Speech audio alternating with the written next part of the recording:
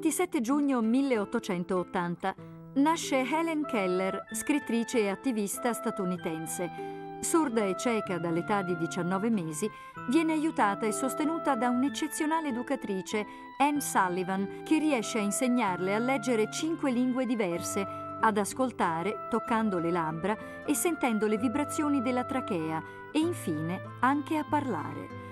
Helen diventa nel tempo una brava scrittrice e un'ottima oratrice. Nel 1903 pubblica la sua corposa autobiografia The Story of My Life. È il primo di una serie di 11 libri e di numerosi articoli. Dopo essersi laureata in legge, Helen si impegna in numerose cause per i diritti dei disabili ed in molte altre questioni progressiste, come il voto alle donne e il controllo delle nascite.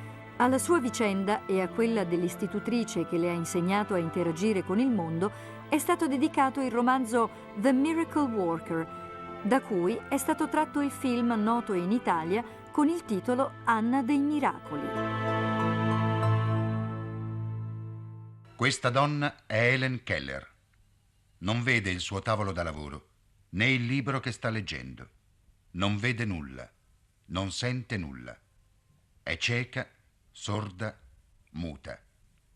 Ma se entrate nella sua stanza, se ne accorgerà. Riuscirà a parlarvi e vi tenderà la mano.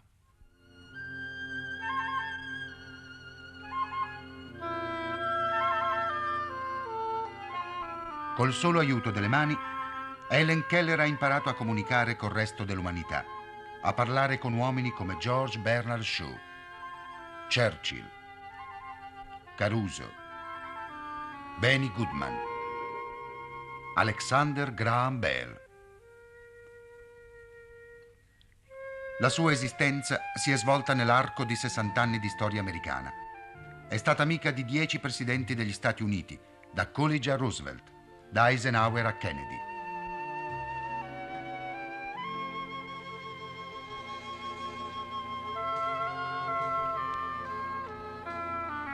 Alexander Graham Bell, il creatore dell'industria americana del telefono, disse una volta che invidiava questa donna perché poté comunicare col mondo con sensi speciali, diversi da tutti gli altri.